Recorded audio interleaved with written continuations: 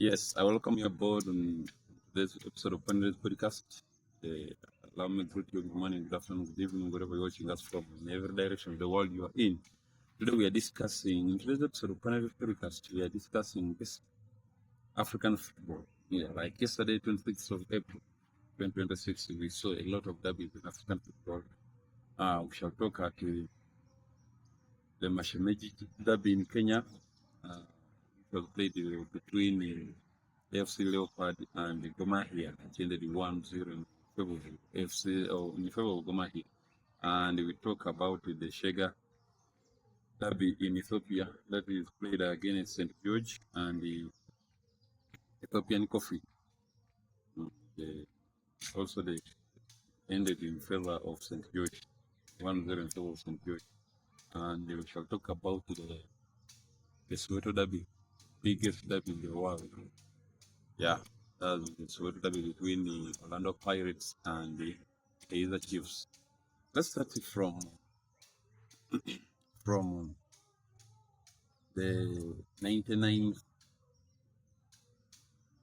match derby between or match derby of the match the Mashemeji derby in Kenya, because we saw FC Leopard playing against the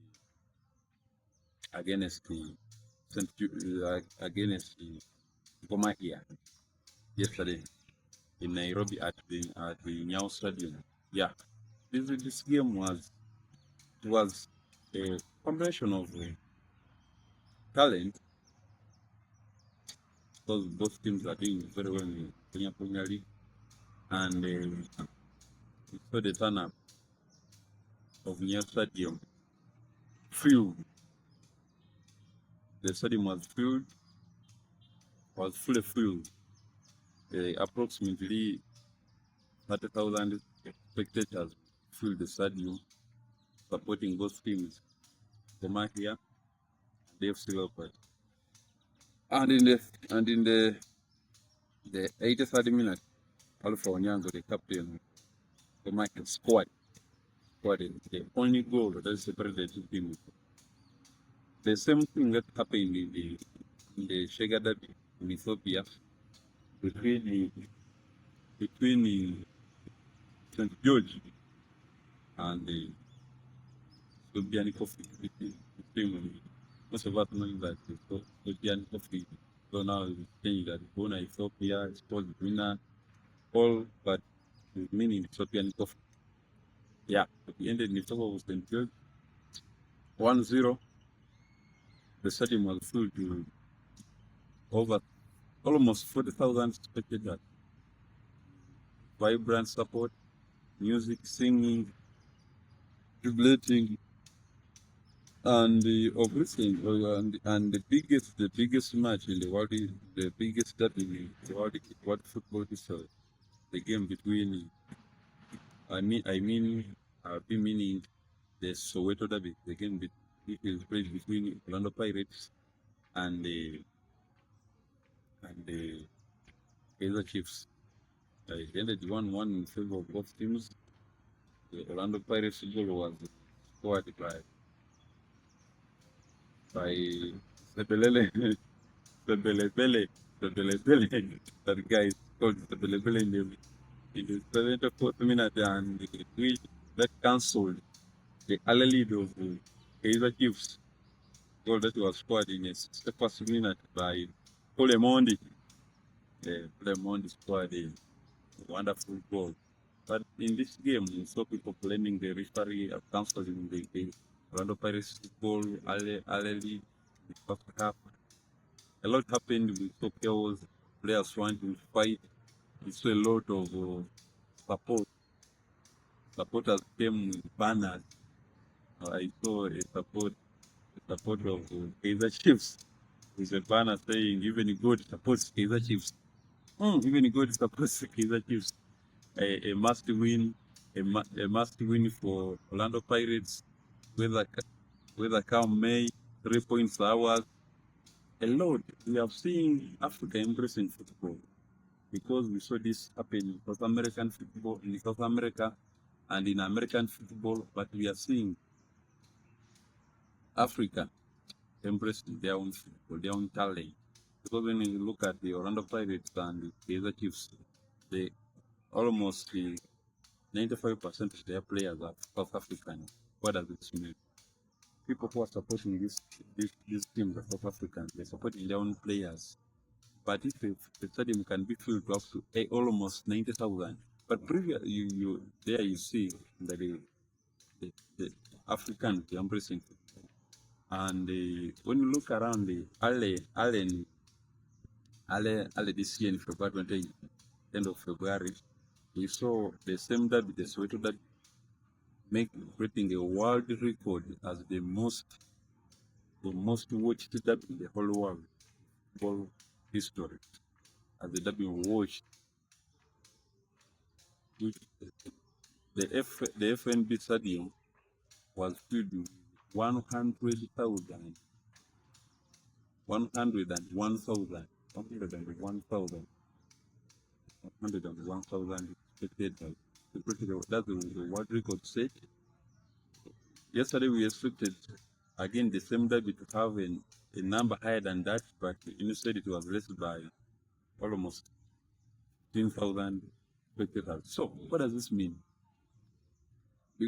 It means Africa football is growing. It's growing.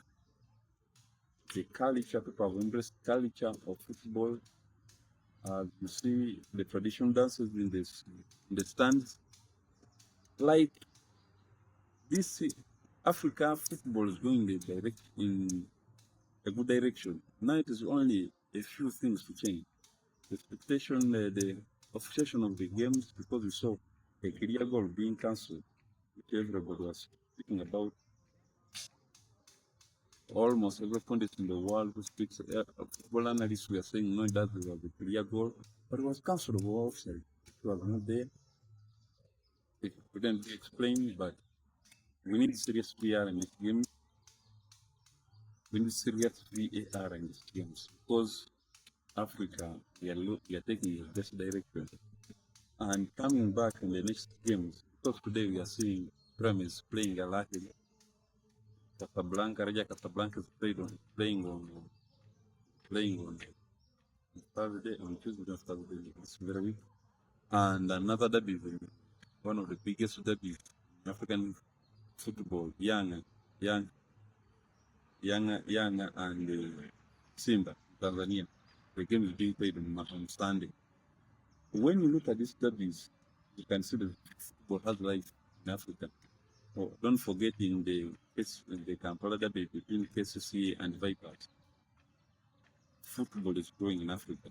Now it is the effort of the stakeholders, football administrators work hard to maintain the game because we want to see this thing. What happened yesterday in the Sheger, if you watch the videos about Sheger derby in Ethiopia and you watch videos of the Mashemeji derby in Nairobi, Kenya, you watch videos of the Soweto derby in South Africa, you see the football stadiums we are full to the maximum. Like they needed even an extra. When you look at the Soweto derby, the game was delayed for more extra 15 minutes because supporters were outside. They delayed a little bit, as you say, African time. They delayed a little bit and they caused confusion, a lot of confusion buying tickets, a lot of things. These are things tough and the football administrators in Africa need to work on. There's somebody to say they need to streamline the way of purchasing it. But that's starting in this. They need to work hard to maintain the fan base. Let the support be maintained to the best. Let them work hand in hand. Make sure that even the supporters left home come support the football. Because now, if it happens so in South Africa, Kenya, and Ethiopia, it always happens in Tanzania with Young and seeing, but it happens in Egypt, it happens in Algeria, Tunisia, Morocco, DR Congo, Nigeria. We are going to see that even other small countries embrace football because you are the image. You give us the image. You give other countries the image that football in Africa is being developed. Another thing, football administration should put in hand. Let our let African football game be given airplays. Let broadcast because you cannot tell me that DSTV is somebody's company. It's more concentrated on the African or on European football than African. Now you see yesterday's game was those who was only showing one game, which is played against that, but somebody who wanted to see the Ethiopian game that is couldn't access it.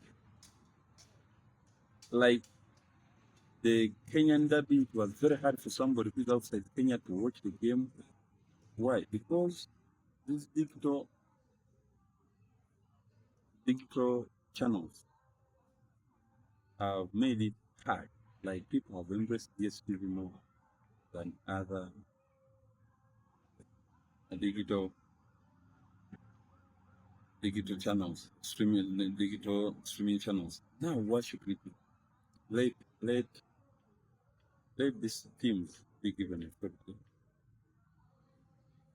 corporate authority, run to publish, broadcast the games, their games live.